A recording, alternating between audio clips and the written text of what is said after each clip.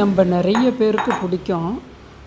Tea குடிக்கிறதுனால நன்மையும் இருக்குன்னு மருத்துவ உலகம் சொல்லுது. அளவோடு குடிக்கும்போது ஒரு முறை குடிக்கும்போது ஒரு பிராண்டு நல்லாயிருக்கும், இன்னொரு முறை குடிக்கும்போது இன்னொன்று நல்லாயிருக்கும். ஆனால் ரெண்டுலேயும் ஏதோ ஒரு நல்லது இருக்கும். ஒரு முறை இப்படி செஞ்சு பார்த்தேன். எனக்கு பிடிச்ச 2 பிராண்டையும் ஒன்றா போட்டு கலந்தேன். ஒன்று நைஸாக இருக்கிறது, இப்போ நம்ம கொட்டினது 50-50, 100-100, 1/4 கிலோ 1/4 கிலோ உங்கள் குடும்ப உறுப்பினருக்கு தகுந்தது போல் நீங்கள் எடுத்துக்கலாம். நல்ல கைகளால் நல்லா கலந்து விட்டுருங்க. இது பாருங்கள், கொஞ்சம் பெரிய இலைகள் உள்ளது.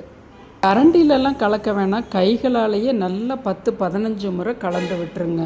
ஒரு வாரத்துக்கு தேவையானது மட்டும் உங்களோட டப்பாவில் போட்டு வச்சுட்டு மற்றதை நாம் அதை சில்வர் காகிதத்தில் தான் எல்லா டீ தூளும் வருது இல்லையா, அதுலேயே நீங்கள் கொஞ்சம் ஸ்டோர் பண்ணிடுங்க. அந்த சில்வர் காகிதத்தில் போட்டு ஃப்ரிட்ஜுள்ள ஸ்டோர் பண்ணிட்டீங்கன்னா திரும்ப நீங்கள் இதை வெளியே வச்சுருக்கிறது தீர்ந்த உடனே இதை நம்ம வச்சுக்கலாம். அப்போ நம்மளுக்கு எப்பயுமே ஃப்ரெஷ்ஷாக குடிக்கிற ஒரு நறுமணமும் ஒரு டேஸ்ட்டுமே கூடுதலாக இருக்கும். 150, ஒரு 175 பிடிக்கக்கூடிய ஒரு டீக்கு 1 டீஸ்பூன் கோபுரமாக பொடி போட்டுக்கணும். நான் பாலோட கொஞ்சம் தண்ணி விட்டுக்கிறேன். ஏன்னா டீக்கு கொஞ்சம் தண்ணி கலந்தால் தான் ருசியாக இருக்கும், ருசி கூடுதலாகவே இருக்கும்.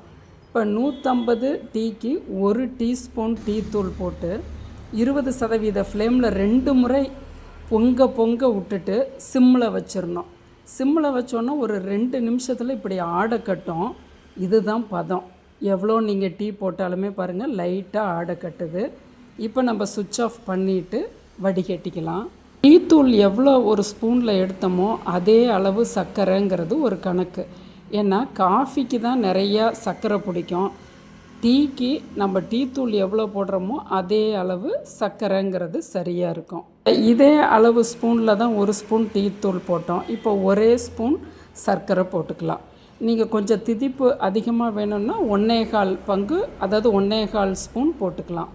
ரொம்ப ஆற்றி உயரமாக ஆற்றாமல் ஓரளவுக்கு சும்மா ஒரு 2-3 ஆற்றி கொஞ்சம் ஆற விட்டு கூட குடிங்க. ஆனால் ரொம்ப ஆற்றினோன்னா கூட ருசி போயிடும். இப்படி உங்களுக்கு பிடிச்ச 2 பிராண்டு கலந்து நீங்கள் ஒரு முறை குடிச்சு பாருங்கள். திரும்ப இதே சிஸ்டத்தையே ஃபாலோ பண்ணுவீங்க. உங்கள் உற்றவங்களுக்குமே இந்த குறிப்பை சொல்லுங்கள். நம் சமையலறை என்றும் உயிர்ப்போடு இருக்கட்டும்.